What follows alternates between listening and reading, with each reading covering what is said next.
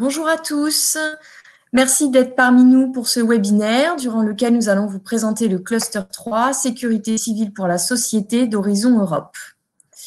Si vous avez des questions à poser aux intervenants, merci d'utiliser l'onglet questions qui est à droite dans le panneau latéral à droite de votre écran et l'onglet chat si vous souhaitez échanger et réagir. Vous recevrez également à la fin de l'événement un mail de remerciement dans lequel vous aurez le lien vers le replay du webinaire, donc vous pourrez le revisionner dès la fin de l'événement.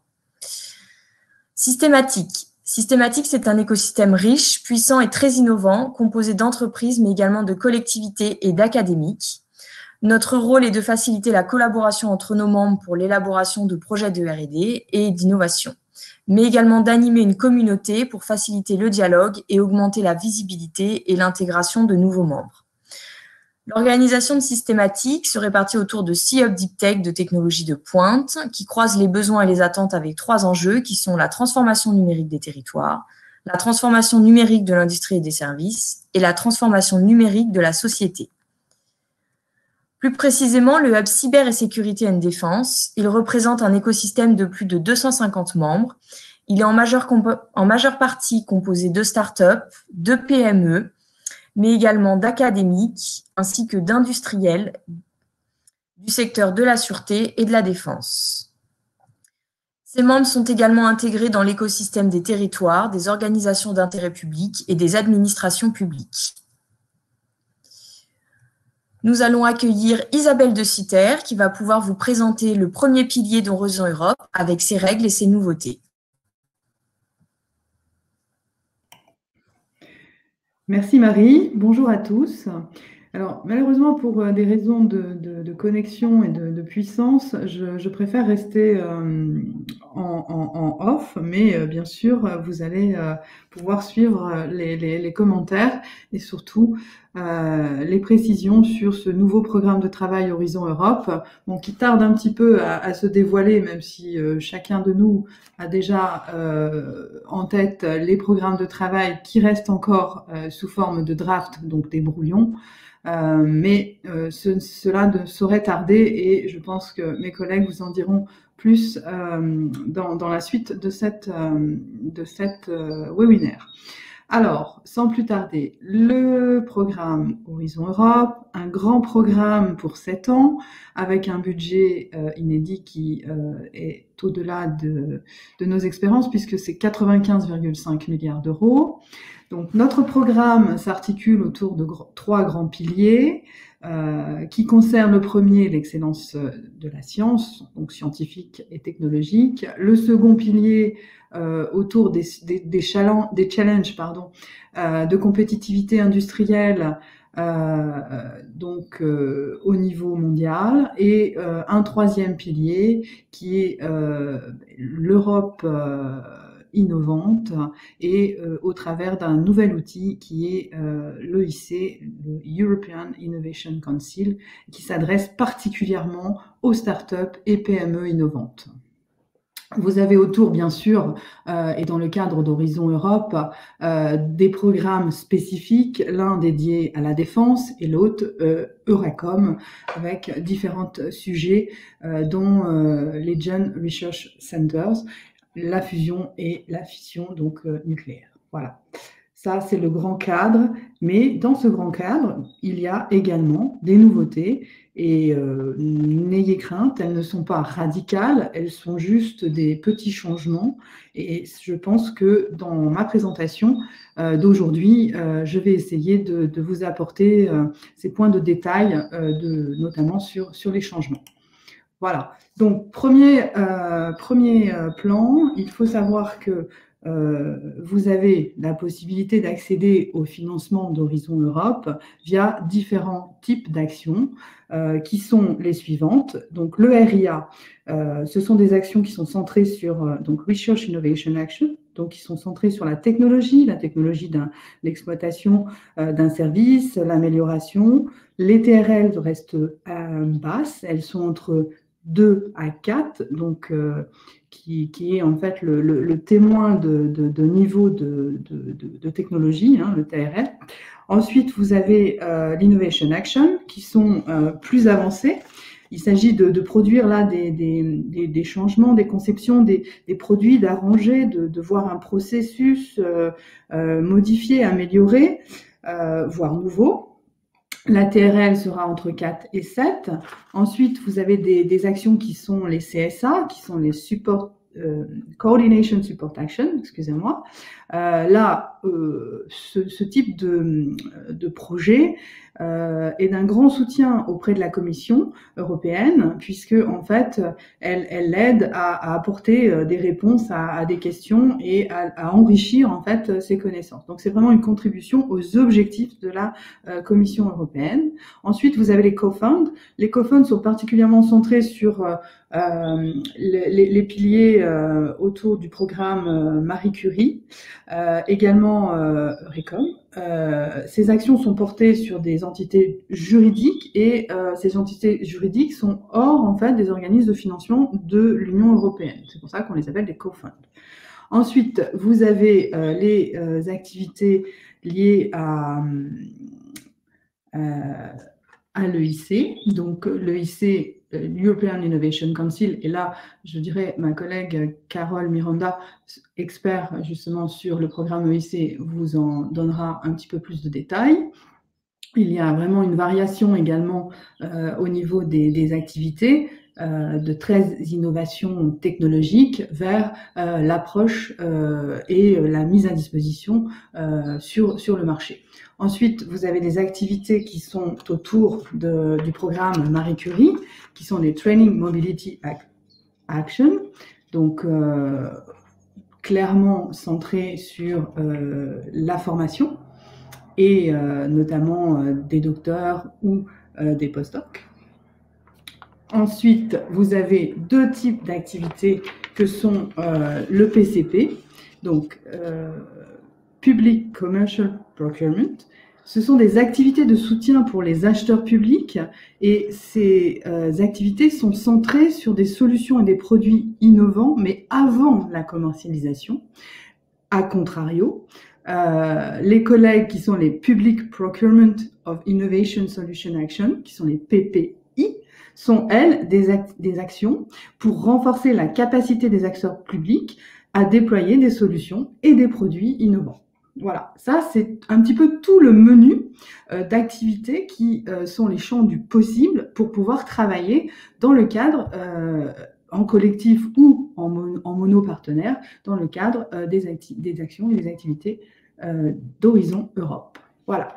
Alors, passons un peu également au côté financier. Donc, ces différentes actions vont avoir une variation de taux de financement qui, comme vous le voyez sur ce tableau, varie, bon, au niveau du co-fund, entre 30 et 70%. Donc ça, c'est un petit peu le moins payé, mais d'une façon générale, entre 50 et 100%. Et particulièrement 100% pour les académiques, donc les RTO, les centres de recherche, les associations également. Et si je dois faire un shortcut, je dirais que pour les industriels, en général, la part de financement est à 70%, bien sûr environnée des coûts, donc des overheads, qui sont à un taux forfaitaire de 25%. Donc en plus des 70%. Voilà. Alors, la recevabilité d'une proposition. Il y a des règles et donc Horizon Europe s'est voulu un peu plus light et on peut considérer et on peut se dire qu'il y a une réduction substantielle de la longueur des propositions donc qui seront déposées. Alors sur les RIA et AI, donc Research Innovation Action, Innovation Action, j'ai fait une erreur, c'est AI, voilà. Vous avez 45 pages environ pour maintenant produire auprès de la Commission, évidemment avec une haute qualité. Les CSA sont limités à 30 pages et en général sur un stage 1, donc un niveau 1, concept note, la limitation est à 10 pages. Il y a une variation au niveau de l'EIC. L'EIC Pathfinder, on va estimer entre 17 pages et 20 pages. Et puis ensuite, bien sûr, il y a toujours des règles, mais c'est souvent suivi d'exceptions. Donc, au cas par cas, et s'il y a un cas, les informations seront mises à votre disposition sur le portail et lors de la lecture du sujet qui vous intéresse. En général, les propositions sont collaboratives. Quand elles sont collaboratives, eh bien, il y a au minimum 3 entités légales qui vont travailler ensemble. Une condition spéciale maintenant dans Horizon Europe, il faut à minima un partenaire, un bénéficiaire intégré au sein des États membres. C'est une nouveauté, excusez-moi. Également, donc, pour pouvoir être recevable, eh bien, il faut se connecter, il faut déposer sa proposition en ligne sur le portail de la commission, donc du portail du participant, qu'on appelle le portail de Funding and Tenders. Et ça, c'est vraiment le passage imposé et le sérail de toute activité. Pour les candidatures, eh bien, c'est très simple, hein, c'est très même, je dirais, scolaire. Il faut une proposition complète, lisible, avec évidemment une accessibilité tout à fait propre, imprimable, et bien sûr, et ça c'est nouveau, il faut être un petit peu démontré qu'il y a un plan d'exploitation, au-delà bien sûr du projet, et comment on diffuse les résultats de ce projet, parce que à ce niveau je dirais de sensibilité, la Commission veut aujourd'hui vraiment travailler dans l'esprit de l'open science, et il est important de valoriser les travaux qui ont été financés donc quelque part par chaque Européen, et voir en fait un résultat concret pouvant se produire suite à ces travaux. Pour le formulaire, rien de bien, je dirais, différent. Les formulaires de soumission, il y a une partie A, il y a une partie B, et les formulaires modèles sont disponibles. Je vous ai mis le lien sur ce slide, donc vous pouvez les cliquer et retrouver les formules. Il n'y a pas grand changement, hormis voilà 3 points qui sont pour la partie A. On appellera ça des nouveautés, mais on appellera ça aussi des informations complémentaires qu'il faut aujourd'hui produire. Donc, à savoir, il faut maintenant avoir un tableau des chercheurs, et c'est notamment pour le suivi des carrières de ces derniers, hein, qui sera considéré comme un indicateur Horizon Europe. Également, donner le rôle de l'organisation participante dans un consortium, et faire produire une autodéclaration. Donc, c'est plutôt simple, hein, quand on dit autodéclaration, sur son plan d'égalité donc des sexes, donc égalité, le gender, voir si effectivement l'organisation tend bien à avoir une parité au niveau de ces chercheurs. Voilà. Également, un transfert, cette fois, de la partie B à la partie A. On trouvera maintenant à produire, donc dans la partie A, l'auto-évaluation sur l'éthique, le questionnaire sur la sécurité des informations, donc la RGPD, hein, Règlement général de la protection des données. Et puis, pour finir, en partie B, en termes de nouveautés, il va falloir inclure un glossaire des termes. Ça demande en fait une cohérence sur l'utilisation des termes. Ça sous-tend avoir une explication, voilà, depuis la proposition jusqu'au rapport finaux, qui soit cohérente en fait, hein, avec en plus des explications qui soient plus détaillées pour être inclus dans chaque section. C'est pas quelque chose en soi qui semble improbable et surtout insurmontable. Voilà. Ensuite, quelques points clés quand vous rédigez votre proposition. Ils sont vraiment dans le bon sens et la logique. Bien suivre les points et attentes mentionnées dans le sujet, le topic, comme on dit, à traiter. De là, vous devez présenter et démontrer combien votre idée est ambitieuse, et ça, c'est logique. Il faut se démarquer des concurrents, hein, des autres candidats. Donc, cela en comparaison, bien sûr, avec l'état de l'art sur le sujet que vous traitez. Également pour les propositions particulièrement qui ont un rapport avec la recherche et l'innovation, donc les RIA, prenez en compte l'interdisciplinarité en fait, et pensez bien sûr toujours à votre équilibre sur le gender. Voilà, il y a vraiment un point nouveau et important sur cette égalité-parité. Également, bien sûr, soyez réceptifs aux projets. Dans vos projets à la pratique de la science ouverte. Il faut surtout, vous l'avez senti, vous l'avez découvert dans les orientations et les missions de ce programme Horizon Europe, avoir un sens respectueux de l'environnement et ne pas nuire justement à ce sens de l'environnement et de la préservation donc de l'environnement, excusez-moi. Il y a également un point que j'avais déjà précisé sur l'impact. Il est important d'être très pointilleux et d'apporter le plus de détails sur vos résultats en matière d'impact par rapport donc sur ce programme Horizon Europe.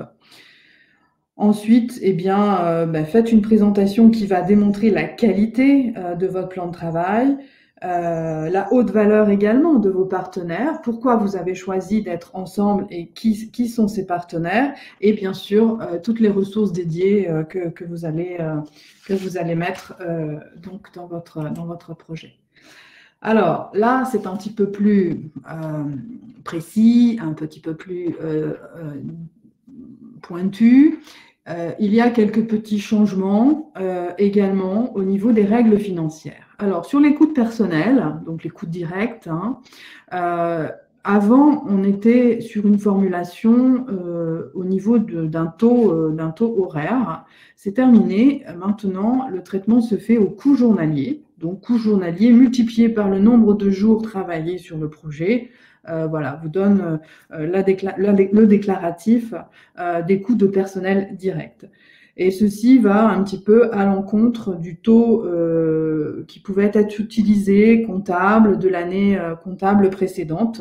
Non, maintenant c'est le coût journalier.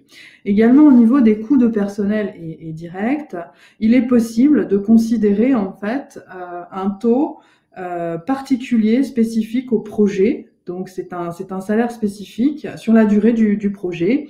Et ceci, c'est aussi pour donner un peu plus de valeur aux chercheurs, aux experts qui vont travailler sur ce projet, qui vont apporter des connaissances et qui vont offrir peut-être plus de services et d'actions au travers du projet. Donc ça, c'est une possibilité également au niveau donc des changements hein, sur cette partie financière.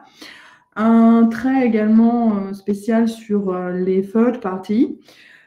Il faut savoir qu'aujourd'hui, il n'y a plus d'articles particuliers sur les third parties. Donc, les third parties, je vous rappelle, c'était les in-kind contributions hein, par le passé.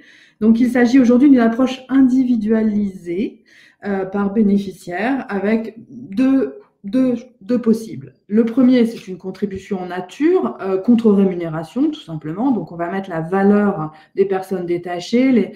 Ça peut être aussi la valeur de biens ou donc d'achat de biens, d'achat de travaux, d'achat de services, environnés toujours par les coûts indirects au taux forfaitaire de 25%.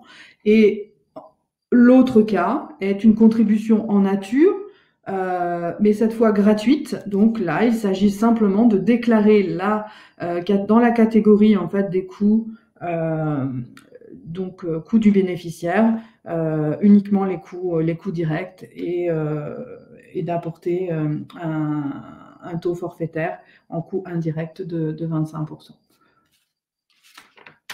Alors, il y a une petite également modification, c'est au niveau en fait du certificat, donc le CSF, qui est le certificat on the financial statement. Ce certificat a été relevé en fait, c'est-à-dire que si vous êtes en dessous, vous n'avez pas besoin de certificat d'audit.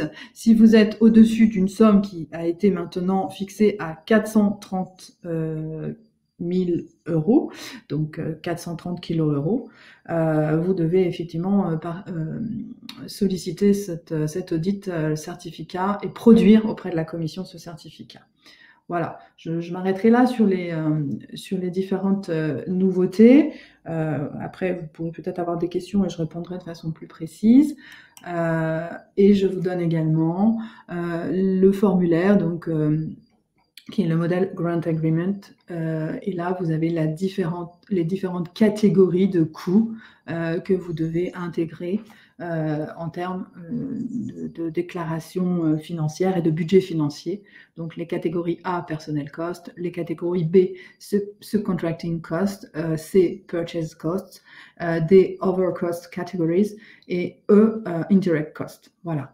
Maintenant, je m'arrêterai là. Je dirais qu'il y aura des annexes que je vais passer et je vais maintenant, ça vous les aurez à disposition.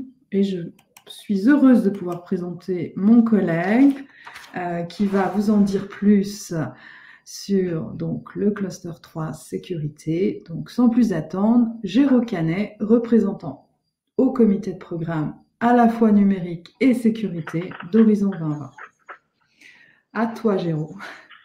Bonjour, merci beaucoup, merci Isabelle et merci à toutes et tous d'être présents. Est-ce que tout le monde me reçoit bien? Alors, on va supposer que ce silence veut dire oui. Sinon, les gens se seraient plaints déjà. Ok, merci beaucoup pour vos réactions. Alors, moi aussi, je vais faire comme Isabelle. Hein. Là, vous avez vu ma tête, mais je vais la cacher juste pour des raisons de bande passante. Et par ailleurs, on va essayer de faire, donc je vais vous faire une courte présentation, mais on va essayer de la faire plus ou moins interactive en quelque sorte. Donc si vous avez des questions à poser, n'hésitez pas à les poser de façon à ce que ce soit le plus interactif possible. Vous allez voir que dans ma présentation, il y a des choses qui ne sont pas forcément détaillées. Je vais essayer de vous dire par oral les choses que je ne peux pas écrire.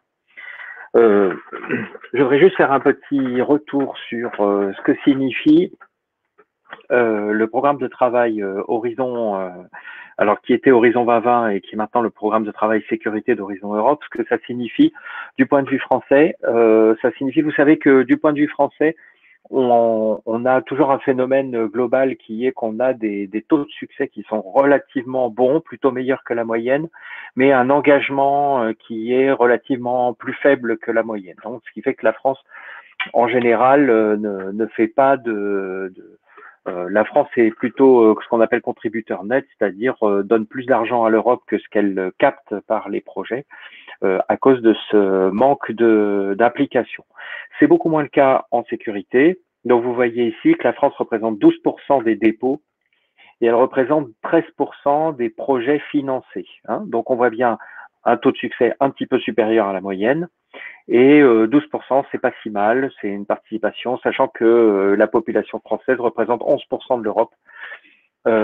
Ça veut dire que on a un engagement qui est pas si mauvais en sécurité par rapport à d'autres domaines.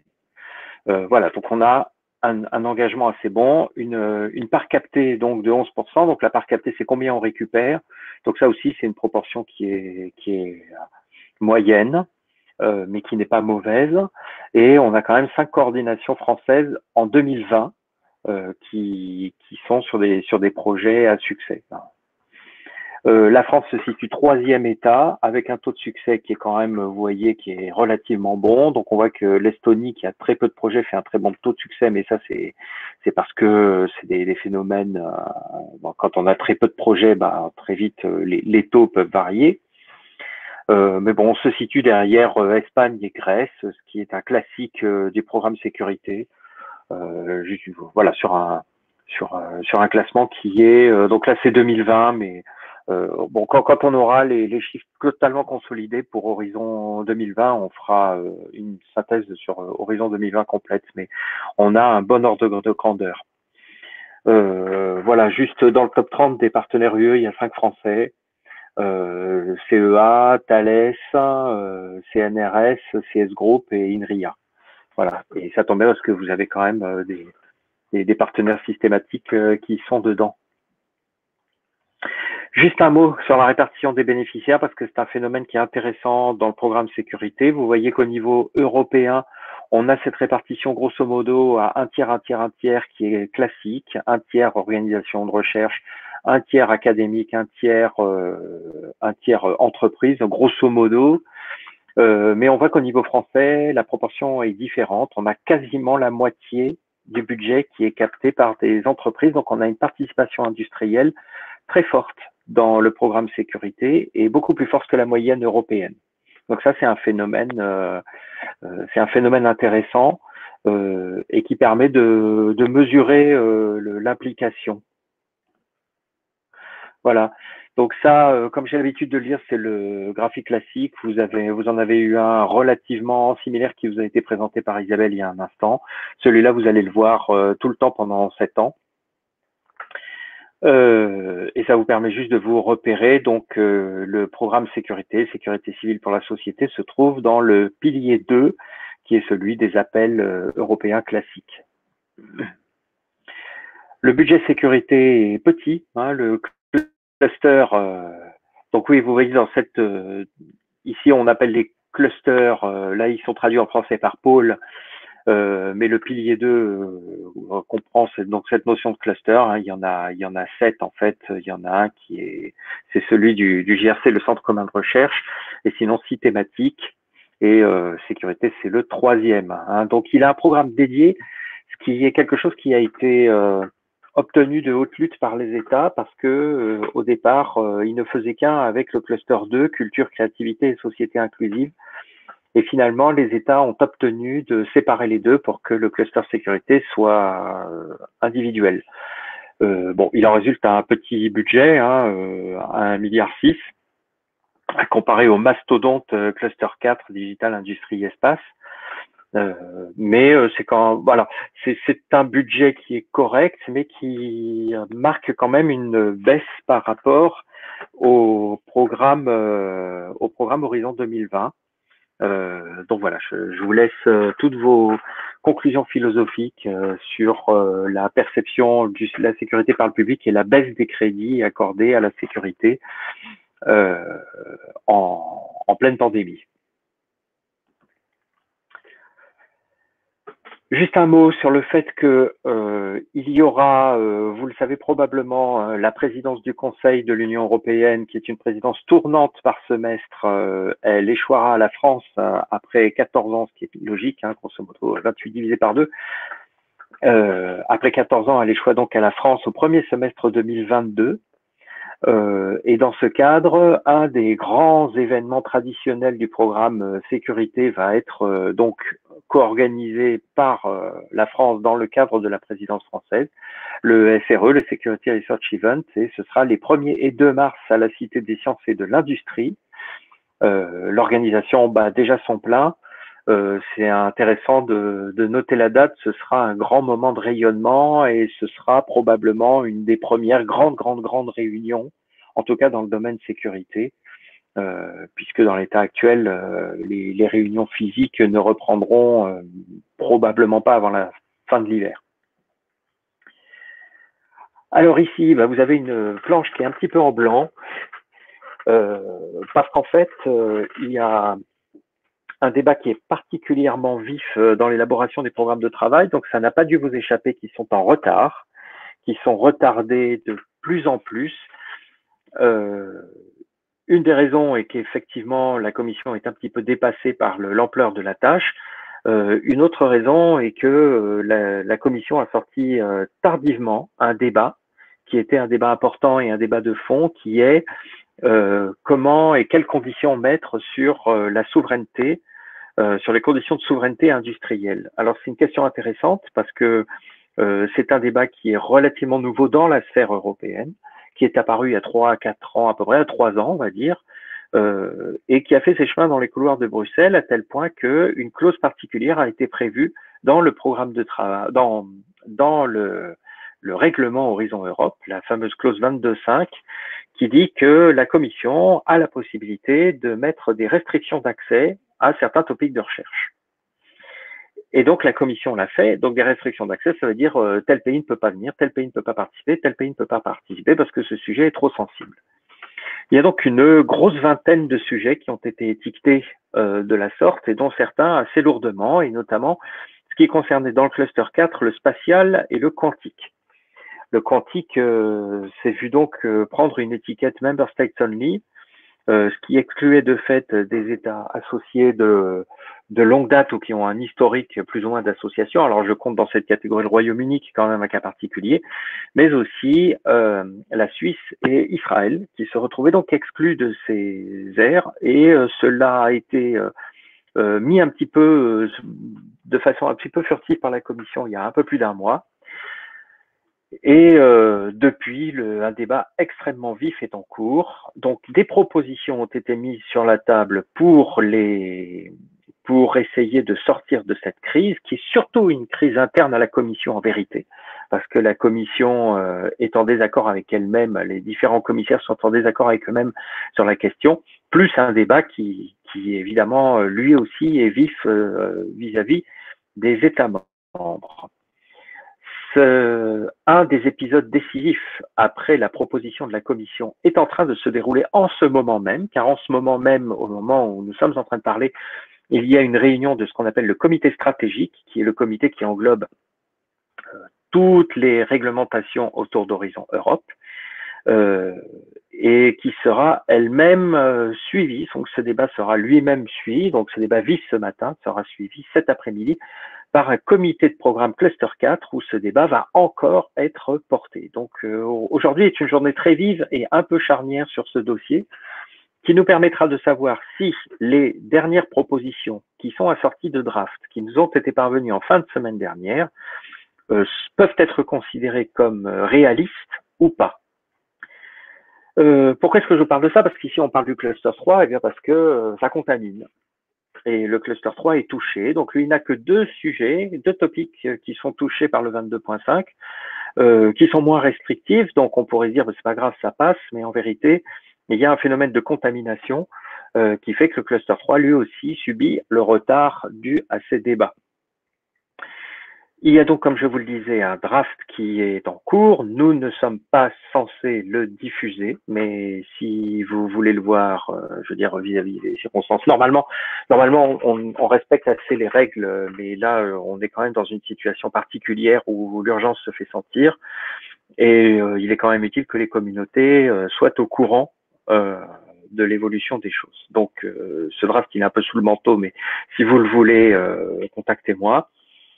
Ce que je peux vous dire, c'est que dans ce draft, les dates annoncées ont été retardées par rapport aux dates qui étaient initialement prévues. Nous en sommes aujourd'hui à une ouverture du programme au 30 juin, à des dates de soumission qui sont à la mi-octobre pour les appels cybersécurité et au 23 novembre pour les appels sécurité. Donc, comme je vous l'ai dit, ces dates-là, je ne vous les écris pas, mais je vous les dis. Donc, je le répète, ces dates sont encore à considérer comme provisoires. Si jamais la tournure des débats ce matin au comité stratégique et cet après-midi au comité cluster 4 permettent d'avancer vers une sortie de crise, on pourrait maintenir ces dates. Si jamais la crise continue, eh bien, malheureusement, ces dates pourraient être encore retardées. Le mauvais côté de ça, il est évident pour vous, il est évident pour tout le monde. On a un trou entre la fin de Horizon 2020 et le début de Horizon Europe qui s'agrandit de plus en plus. Et en plus de ça, on se dirige vers une année blanche parce que si jamais on arrive à un blocage supplémentaire, il va être très difficile d'envisager qu'il y ait des appels sur 2021. Donc ça, c'est un problème, on en est conscient et la France va essayer de peser pour qu'on boucle cette affaire le plus vite possible. Il y a tout de même un aspect positif à tout ça, hein, si on veut voir le bon côté des choses, c'est que dans le draft, ces dates limites de 2021 ont une réplique en 2022 qui va suivre le même pattern, donc avec des dates en octobre et novembre, ce qui nous permet de penser que peut-être nous avons enfin brisé la malédiction des deadlines d'août, en tout cas pour les 2 années à venir, et nous allons nous aussi au niveau du comité de programme essayer de peser pour qu'on maintienne un rythme dans lequel on s'affranchisse de ces fameuses deadlines d'août qui font souffrir beaucoup de monde, comme vous vous en doutez et comme vous le savez probablement si vous avez déjà déposé. Voilà, donc vous voyez 2 lignes sur la planche et un long discours qui ne restera pas écrit. Un petit mot sur Digital Europe, que vous le connaissez peut-être ou que vous ne connaissez peut-être pas. Donc ça, c'est une format numérique, ça dépend de la DG Connect, mais il y a un volet cybersécurité. Donc Digital Europe est un programme qui est séparé, avec un budget séparé, qui n'est donc pas inclus dans le montant total de Horizon Europe. C'est un programme qui est voué à faire du déploiement, donc il n'y a pas de recherche dans Digital Europe. Mais il peut y avoir des actions qui sont un peu à cheval entre Horizon Europe et Digital Europe, la partie déploiement dans l'un, la partie recherche dans l'autre. C'est le cas par exemple de EuroHPC. Dans ce cas-là, voilà, donc Digital Europe, c'est une collection en fait de différents guichets qui n'a pas la même homogénéité que ce que vous avez dans Horizon Europe. Dans Horizon Europe, vous avez vu dans le pilier 2, vous allez dans n'importe quel cluster, vous allez avoir des appels qui suivent à peu près tous la même logique. Donc il y a une grande homogénéité. Les modes de financement que vous a expliqué Isabelle, ça s'applique à tous les topics. Ici, dans Digital Europe, on est dans quelque chose de très varié. Chaque topic a sa propre logique, chaque domaine a sa propre logique, son propre mode de financement et son propre mode d'attribution des financements, qui peuvent être soit des appels ouverts avec certaines règles très particulières, soit des attributions réservées à certaines applications. Donc, on a une grande variété. Voilà. Ce qui est important et ce qui est utile pour vous, c'est de savoir que il y a donc un centre général cybersécurité qui est monté au niveau européen. Il a été démocratiquement élu par les États membres comme étant placé en Roumanie, à Bucarest. Il y aura une antenne française de ce centre qui sera en toute logique placée à l'intérieur du projet de campus cyber dont vous avez entendu parler si vous avez suivi les précédents séminaires proposés par Systématique sur le domaine de la cybersécurité, sur lesquels beaucoup de détails ont été donnés. Nous avons donc un représentant français qui est nommé auprès du centre cybersécurité, qui là aussi avec une certaine logique, c'est William Leca qui a déjà fait des présentations aussi dans des journées systématiques sur la cybersécurité. Donc voilà, vous avez donc une cohérence globale qui s'installe, en tout cas dans le domaine de la sécurité, tout ça sous l'égide et sous les financements de Digital Europe. Voilà, dans Digital Europe, il y a aussi ce qu'on appelle les Digital Innovation Hubs, dont je ne parle pas beaucoup, mais vous avez un volet cyber aussi dedans. Et là aussi, Systématique est partie prenante d'un des principaux Digital Innovation Hubs qui sont proposés à ce titre. Donc le budget Digital Europe, vous voyez, il est quand même assez important, hein, 7,6 milliards, dont 1,65 pour la cybersécurité. Hein. Voilà. Juste encore quelques mots. Alors, je vous fais pas le détail du programme de travail cybersécurité. Je vous avoue que j'avais l'intention de le faire et puis la planche m'est un peu glissée entre les doigts.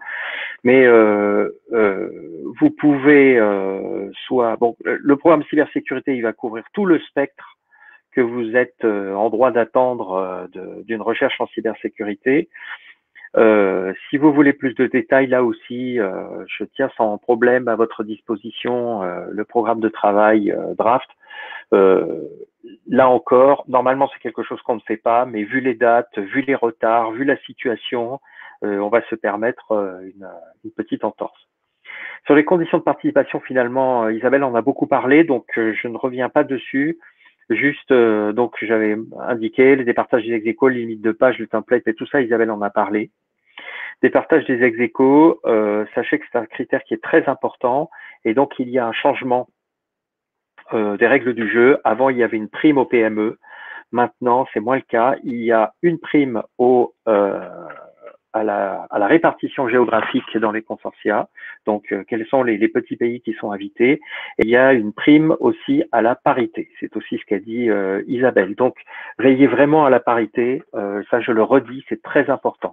Vous avez une section dans laquelle vous mettez les noms des personnes qui ont participé et qui vont participer au projet.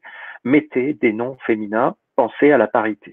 Et ne mettez pas que des noms, appliquez vraiment des femmes aussi.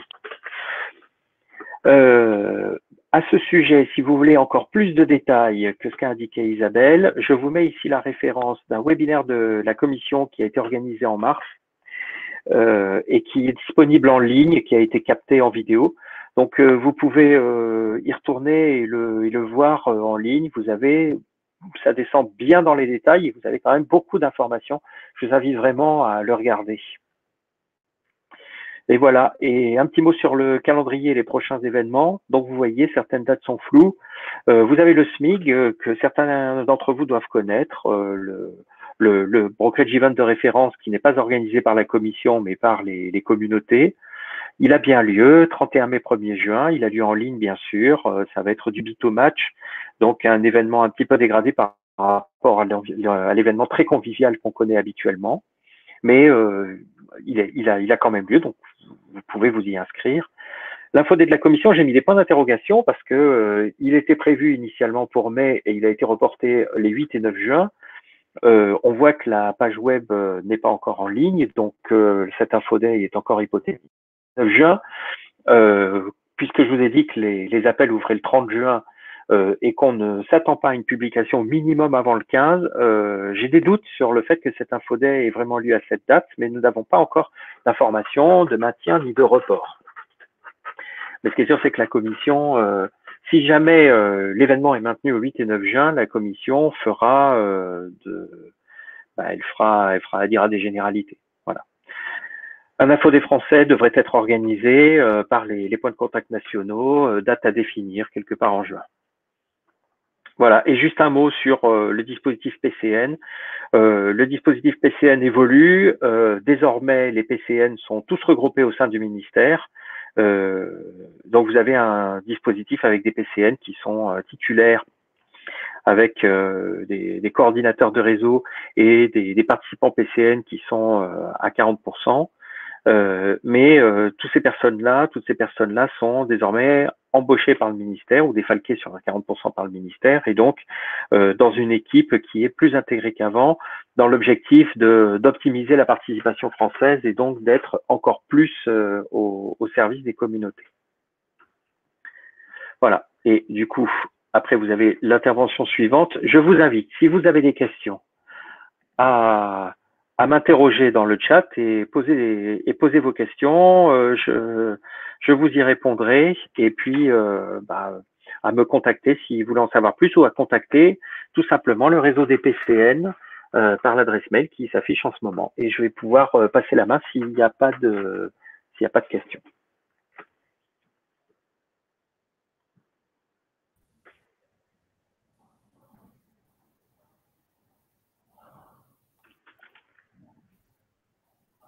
Bonjour à tous. Donc, je ne sais pas si c'est à moi, mais je pense que oui. On va dire que oui. On va dire que oui, d'accord. Donc, bonjour à tous. Donc, je m'appelle Carole Miranda. Je travaille donc, pardonnez-moi, ça commence à s'écrouler. Je travaille donc à l'ANRT, donc l'Association nationale de la recherche et de la technologie. Et un immense merci à Systématique de m'avoir convié donc pour pouvoir vous présenter le programme du Conseil européen de l'innovation. Alors, avant de rentrer vraiment dans le détail, je voudrais quand même vous dire quelle est l'ambition de ce programme. Ce programme, donc du Conseil européen de l'innovation, EIC en anglais pour European Innovation Council, a véritablement pour ambition de s'attaquer au paradoxe de l'Europe, c'est-à-dire, vous le savez, notre continent est très fort dès qu'il s'agit de parler d'excellence de la recherche, on est beaucoup moins bon en matière de performance de notre innovation.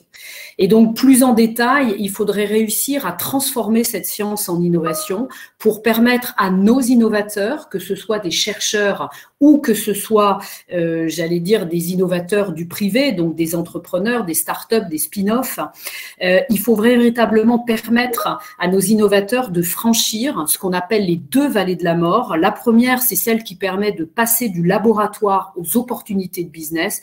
Et la seconde vallée de la mort, qui est également très connue, c'est de passer de ces fameuses opportunités de business à la scalabilité des entreprises, à la croissance des entreprises. Donc, cette accélération de la croissance des entreprises devrait nous permettre, et c'est l'une des ambitions de cette EIC, d'avoir plus d'entreprises européennes sur la scène internationale. Je ne vais pas vous abreuver de chiffres, mais juste un. On a actuellement 518 licornes qui sont décomptées dans le monde. Donc, vous savez, ces entreprises qui sont donc valorisées à plus d'1 milliard d'euros. 252 sont américaines, 176 sont asiatiques et seulement 63 sont européennes. Donc, vous voyez que dans ce domaine, je ne dis pas que toutes les entreprises ou tous les chercheurs qui postuleront à l'EIC deviendront des licornes. C'est pas ce que j'ai dit, mais c'est quand même pour vous montrer effectivement la vision. Et puis, cette EIC vise aussi à renforcer le capital risque, c'est-à-dire pour permettre en fait à l'innovateur de franchir cette fameuse seconde vallée de la mort, c'est-à-dire cette phase où il fait face à un manque de financement entre le soutien public et l'apport d'investisseurs privés. Je rappelle pour mémoire que le capital risque en Europe, c'est moins d'un quart des fonds levés aux États-Unis et en Asie. Et puis enfin, soutenir les fameuses deep tech. Vous le savez, vous êtes complètement dans ces deep tech. Et donc, pourquoi c'est important de soutenir ces deep tech? Parce qu'on pense que la puissance industrielle de demain se situe justement aux côtés de l'innovation de rupture et en particulier aux côtés de ces fameuses deep tech. Et puis enfin, dernier mot-clé pour cette EIC, la souveraineté technologique européenne. Désormais, ces mots-clés-là, on les trouve dans les textes, et cela depuis le mois de janvier 2021. Donc, vous voyez que c'est tout récent. On en parlait depuis l'arrivée de la nouvelle présidente de la Commission européenne, Ursula von der Leyen, mais maintenant, c'est dans les textes. Ça veut dire que si vous avez entre vos mains une technologie qui va permettre à l'Europe d'avoir une certaine autonomie stratégique, vous êtes effectivement bien parti. Donc, en conclusion, l'objectif de l'EIC, il est triple. Soutenir l'innovation de rupture qui va permettre de créer de nouveaux marchés. Ça va être également de réduire le risque. En mauvais français, on dit dérisquer pour pouvoir attirer les investisseurs privés. Et aujourd'hui, on le sait, le couplage du financement public et du financement privé devient essentiel à la montée en puissance des entreprises de demain. Et enfin, l'idée, c'est évidemment de faire en sorte que l'Europe soit un véritable choix de développement de nos chercheurs, de nos innovateurs, pour ne pas qu'ils aillent chercher, vous l'avez compris, des capitaux aux États-Unis ou en Asie. Rentrons un petit peu plus dans le vif du sujet pour vous dire que cette EIC a pour vocation d'offrir un continuum de financement. C'est donc un soutien intégré de l'ensemble du cycle de l'innovation. On va d'abord trouver un premier instrument que je vais vous détailler tout à l'heure, qui s'appelle le Pathfinder, qui va permettre de passer de l'excellence de la science à la technologie radicale de pointe. C'est réservé aux phases très amont de la recherche entre le TRL 1.2 et le TRL 4 et aux projets à très forte intensité technologique avec, vous l'avez compris, un focus deep tech. Ensuite, on va trouver l'instrument des actions de transition. Donc là, c'est clairement pour passer de la fameuse technologie radicale de pointe à l'innovation disruptive. Et enfin, dernier des trois instruments, l'accélérateur ou l'accélérateur en français, qui va permettre de passer de cette fameuse innovation disruptive à un déploiement du business, donc sur le marché. Premier instrument, le Pathfinder. Donc, pour vous plonger un petit peu dans l'état d'esprit de ce qu'est le Pathfinder. D'abord, il fait référence à un outil que vous connaissiez peut-être, qui était les programmes FAIT Open et FAIT Proactive du programme Horizon Europe. Donc là, on est clairement pour des chercheurs qui vont être capables de passer d'une nouvelle connaissance à une nouvelle technologie au sein d'une équipe multidisciplinaire, interdisciplinaire. Ça aussi, c'est véritablement un mot-clé de cette EIC. Et l'idée, c'est quoi? C'est d'arriver à une nouvelle technologie révolutionnaire qui va faire une vraie différence dans nos vies.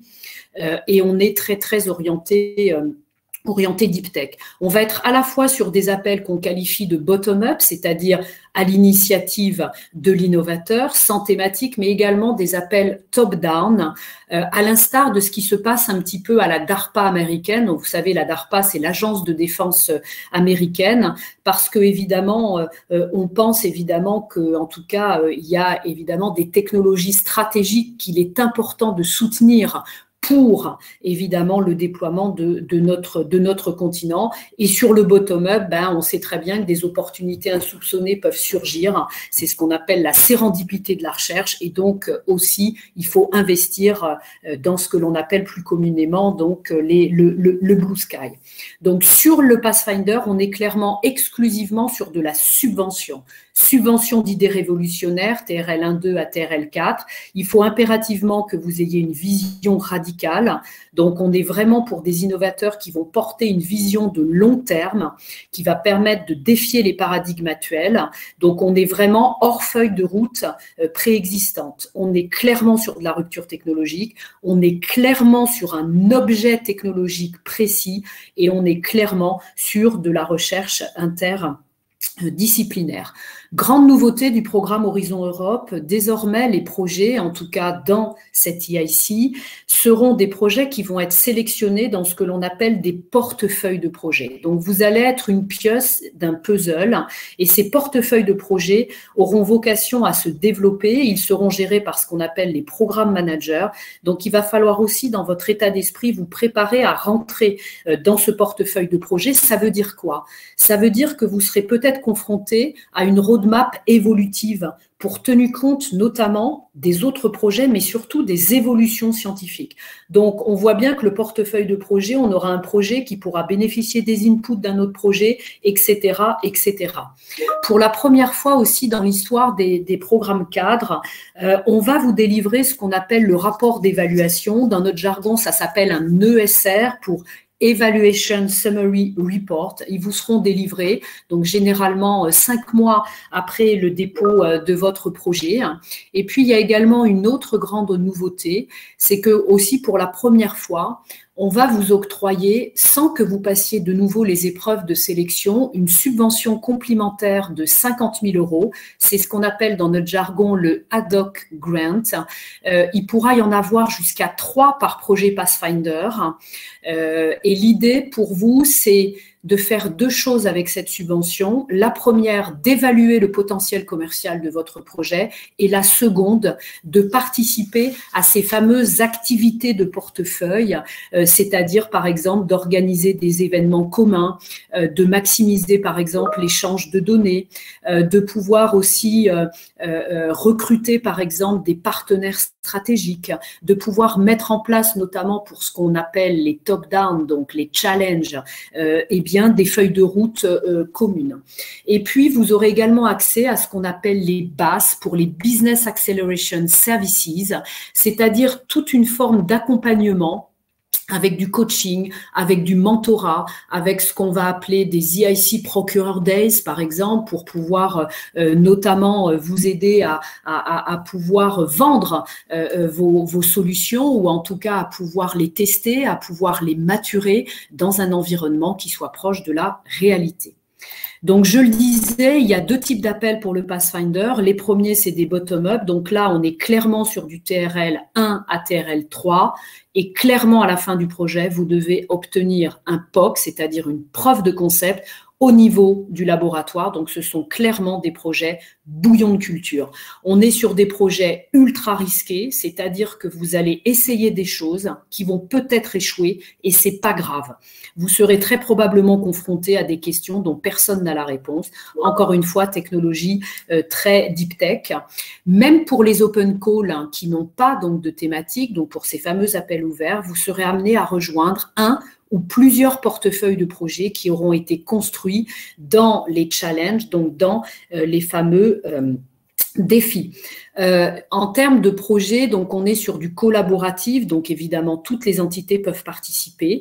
Il n'y a pas d'obligation d'avoir d'industriels dans le cadre des Pathfinder Open Call, mais je ne peux que vous encourager à mettre des startups, à mettre des PME high-tech, parce qu'en cas de projet ex-aequo, ça pourra évidemment vous servir. Donc la première date, vous l'avez compris, elle est déjà passée, mais bien sûr, il y aura d'autres dates pour vous permettre de postuler.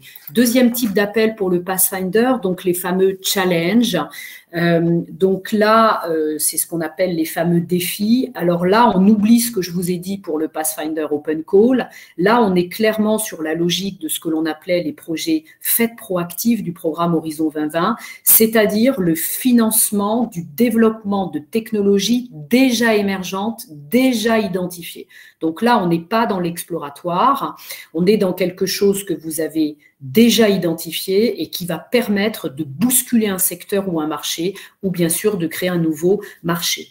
Puisque vous êtes dans les challenges, vous allez devoir donner votre vision du challenge concerné. Cette fois-ci, la participation du secteur privé est obligatoire et on est vraiment sur financer de la recherche avec un potentiel d'innovation extrêmement important. Nous sommes sur des projets ambitieux pour consolider, par exemple, une nouvelle technologie deep tech à partir de résultats scientifiques qui vont vraiment pouvoir changer la donne dans le défi en question. Et on est clairement sur des objectifs business de moyen terme ou de long terme. Donc là aussi, il y aura des portefeuilles de projets. Donc, vous l'avez compris, seront construits à partir du challenge. Donc, c'est le programme manager qui sera en charge de constituer les portefeuilles de projets avec des approches complémentaires, y compris concurrentes. Donc, on pourra trouver dans un portefeuille de projets des projets évidemment concurrents, mais qui vont permettre chacun de répondre à une partie du défi ou du challenge en question. Et vous l'avez compris, les projets d'un portefeuille seront donc amenés à interagir entre eux, à progresser ensemble pour des objectifs communs, évidemment, de création d'opportunités évidemment radicales. Vous devrez impérativement participer aux activités de portefeuille. Donc, le fameux guide des challenges va sortir le 15 juin 2021 et le train d'évaluation, donc la date pour pouvoir évaluer et maximum pour pouvoir, pardonnez-moi, déposer votre projet est fixé au 27 octobre 2021. Deuxième instrument, ce qu'on appelle les transitions. Alors là, les transitions, c'est vraiment un outil complètement nouveau qui n'a jusqu'à présent aucune, j'allais dire, inspiration, pardonnez-moi, du programme Horizon 2020. Donc là, on est clairement sur la maturation et la validation d'une nouvelle technologie. L'idée dans les projets d'EIC Transition, c'est d'évaluer le potentiel commercial. Donc là, il faut vraiment aller vers ce qu'on appelle le business case, le business model, le positionnement sur la chaîne de valeur avec une analyse de la concurrence. Donc, on aura un seul outil, EIC Transition, qui va permettre en fait de répondre à des pistes et à des combinaisons évidemment multiples. Et on aura par exemple des projets qui feront de la transition vers de la technologie. Par exemple, on peut imaginer dans votre domaine, mais même dans d'autres domaines, je pense notamment au quantique, que par exemple pour des technologies dont la scalabilité va prendre du temps, mais qui ont besoin d'améliorer ce qu'on appelle le MRL, c'est-à-dire le Market Readiness Level, on peut imaginer qu'on sera vraiment dans la transition vers la technologie. On aura des projets de transition qui seront des projets de transition vers le marché, par exemple sur des technologies numériques qui peuvent changer d'échelle extrêmement rapidement. Et là, clairement, le but va être d'effectuer cette transition vers le marché. Et puis, on trouvera aussi des projets qui seront des projets de transition vers l'entrepreneuriat.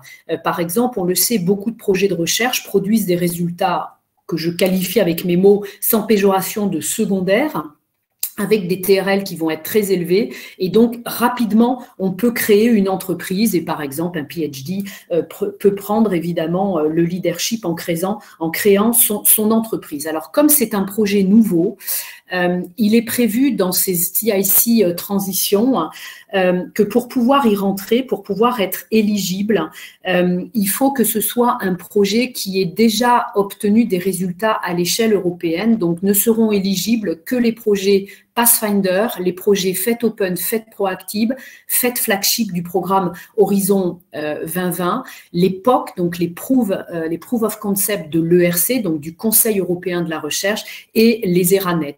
Donc, ça ne veut pas dire que vous avez participé à l'un de ces projets, mais ça veut dire que vous allez utiliser les résultats de ce projet qui auront déjà été financés dans un cadre européen. On est sur du collaboratif. Pour le moment, il n'y a pas de challenge dans votre domaine. Hein, vous le voyez, on est sur les dispositifs médicaux et on est sur les nouveaux systèmes de stockage de l'énergie. Mais il pourra y avoir, bien sûr, à l'avenir des thèmes sur la cybersécurité. Et je vous rappelle qu'il y a toujours des open calls. Donc, la cybersécurité est complètement éligible dans ce type de projet. Et puis, venons-en à notre troisième outil qu'on appelle l'EIC Accelerator. Donc là, on est clairement sur un outil de scalabilité, on est clairement sur un outil de changement d'échelle, on est clairement sur un outil qui va permettre de déployer votre innovation sur le marché.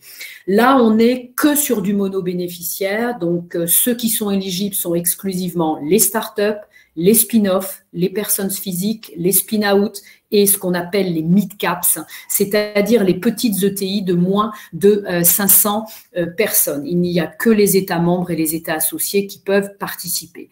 Donc là, on va clairement vous financer toutes les innovations de rupture qui vont permettre donc de créer de nouveaux marchés ou qui vont bousculer des marchés existants. On va vraiment financer toutes les activités du TRL 5-6 jusqu'au TRL 9.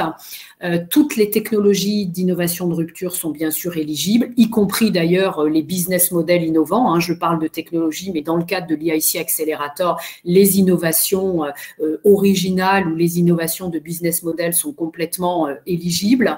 Il faut évidemment que vous ayez une innovation très risquée.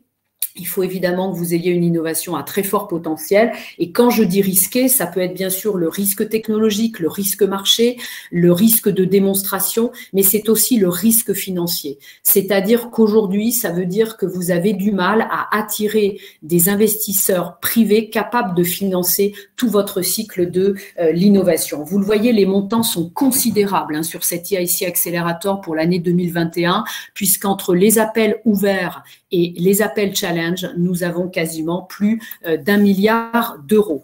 Donc, en termes appels ouverts, c'est toutes les thématiques, vous l'avez compris. En termes d'appels challenge, il y a bien sûr tout ce qui a trait aux technologies numériques. Vous voyez, je vous ai mis donc tous les mots-clés et en particulier, vous le voyez, qu'il y a quelque chose autour de la cybersécurité.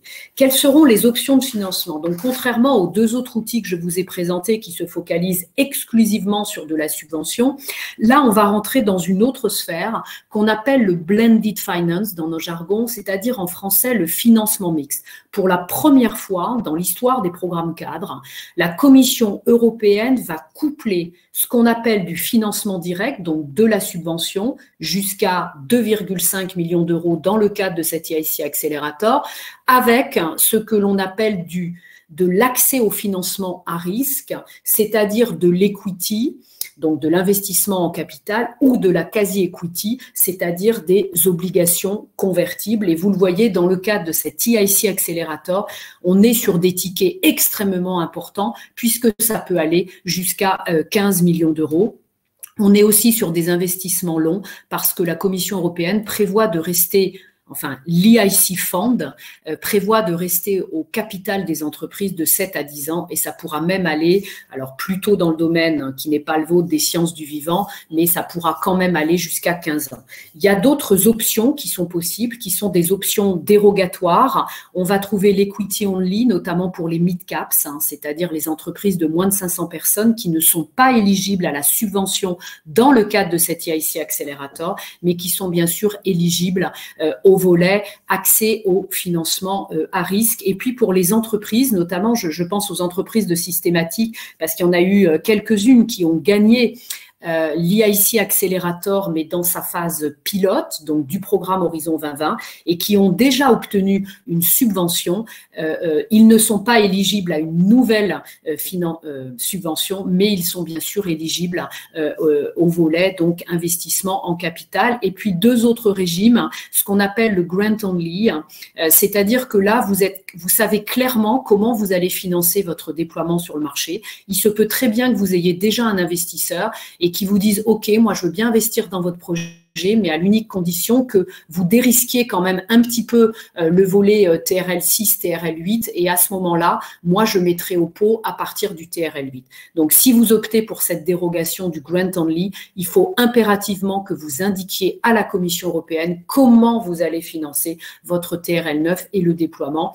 Et puis enfin, il y a un autre régime qu'on appelle le Grant First.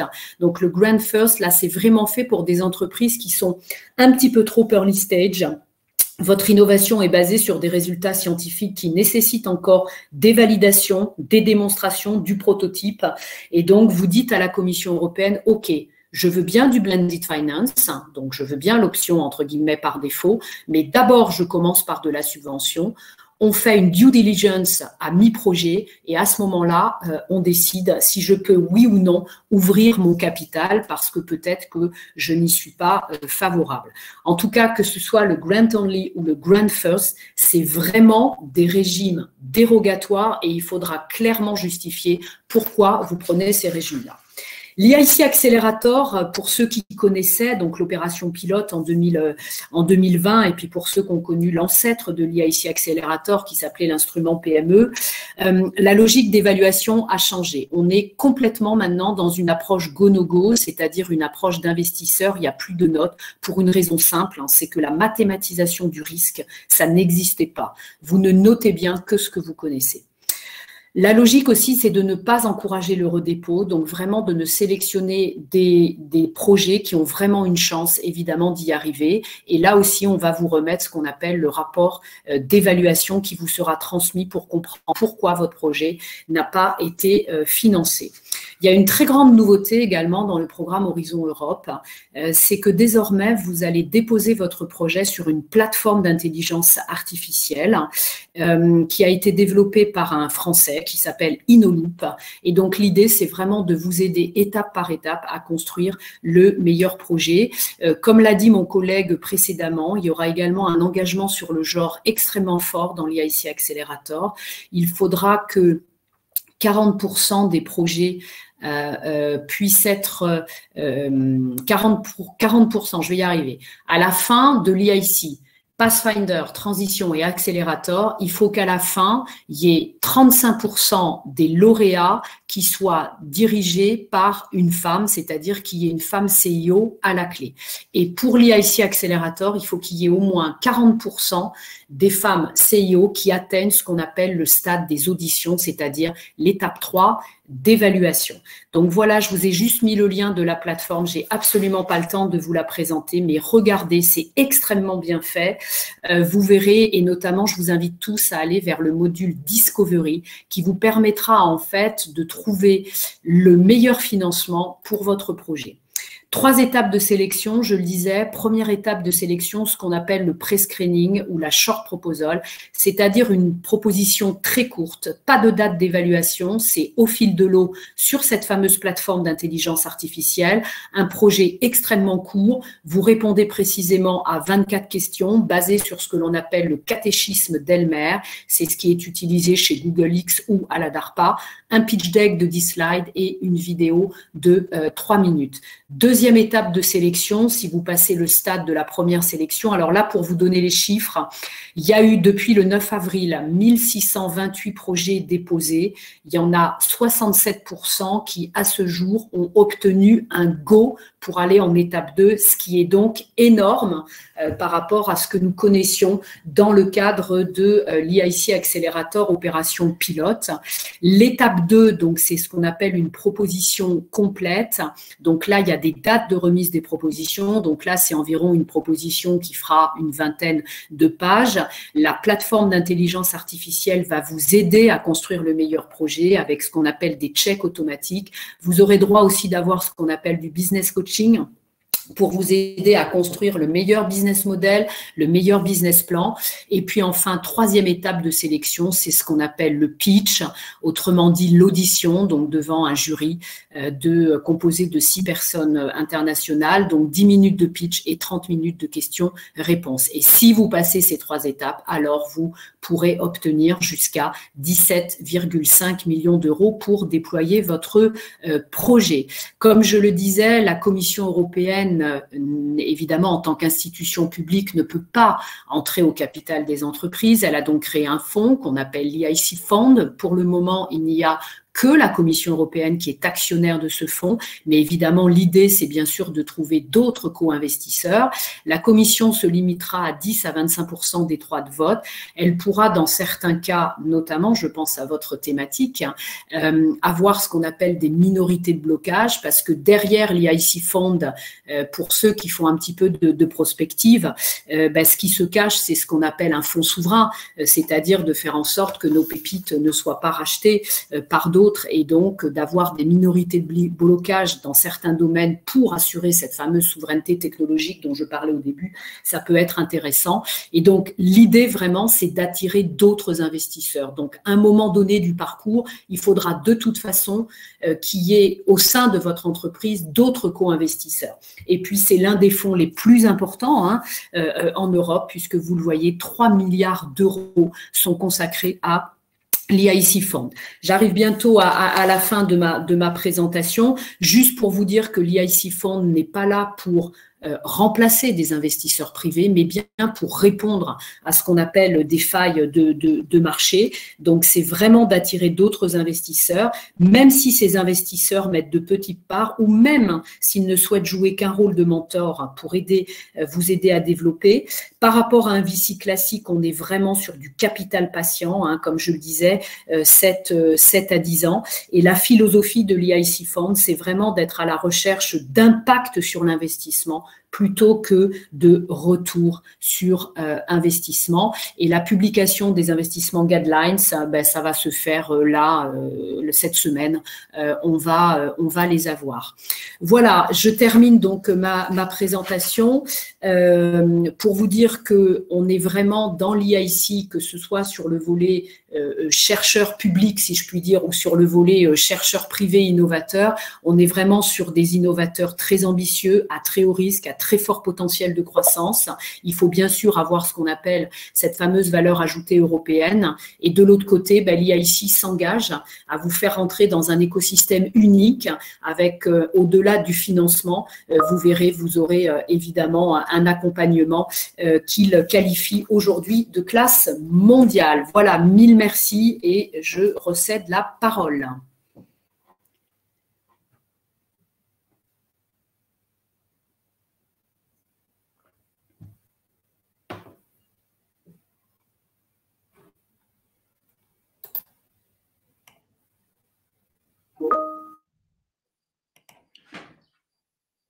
Donc, merci à tous et merci Géraud, merci Marie et merci Carole d'avoir participé et d'avoir présenté au mieux, on va dire, la façon de préparer nos projets européens.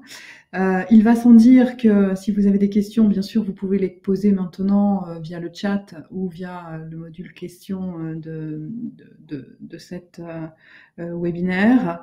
Mais comme vous l'avez compris, nous sommes tous à votre disposition. L'équipe systématique, lorsque vous êtes membre du pôle, eh bien sûr, vous avez la moindre question, la moindre recherche de partenaires qui manquerait au consortium et évidemment toute problématique un peu technique, bloquante, technologique ou de fonctionnement de l'appel à projet, venez nous questionner et l'équipe Europe sera vraiment ravie de pouvoir vous apporter la réponse à vos questions. Ensuite, en tant que PCN sécurité, eh bien, je peux aussi, avec double casquette, vous apporter des informations. Vous aurez compris que mon collègue Géraud Canet, en tant que représentant au comité de programme, également au ministère de l'enseignement supérieur et de la recherche et de l'éducation, pardon, est aussi à votre disposition. Et pour toute problématique sur le pilier 3, le IC, bien entendu, toujours l'équipe Europe peut vous répondre au sein du pôle, mais nous avons vraiment une experte en la matière, Carole Miranda, qui ex-PCN PME et je l'espère prochainement toujours PCN EIC, dans le cadre d'Horizon Europe, sera aussi vous apporter des réponses. Voilà, toute une équipe autour de vous pour apporter une seule chose, une participation française brillante et successful. Et c'est nos missions. C'est vraiment là-dessus qu'on essaiera de vous apporter le maximum. Donc, je ne vois pas de questions, en fait, dans le chat, peut-être. Oui, alors question sur, bien sûr, vous aurez la présentation, donc là, elle sera distribuée en version PDF. Hormis cela, je ne vois pas de questions techniques. Non. Eh bien, je pense que, en espérant que vous ayez vraiment reçu un message qui vous sera utile, certainement encore, vous aurez d'autres questions qui viendront au fil de l'eau de préparation. Vous êtes bien sûr possiblement déjà en préparation. Toute question, tout souhait, on sera vraiment à votre disposition pour vous apporter le plus et surtout vous faciliter la tâche. Merci beaucoup, Cécile. Ça fait plaisir. Je pense voilà, merci. Donc, nous allons clôturer ce webinaire et en vous remerciant encore de votre participation à tous et chers intervenants, bien sûr. Merci à vous. On se dit à bientôt. Les choses sont là. Les programmes sont moyennement ouverts, en tout cas, ils sont disponibles. On peut y travailler. Quelle que soit la date d'échéance, préparons-nous. Nous sommes là pour vous soutenir et vous booster. Merci à tous et bon appétit. Merci. Au revoir. Au revoir.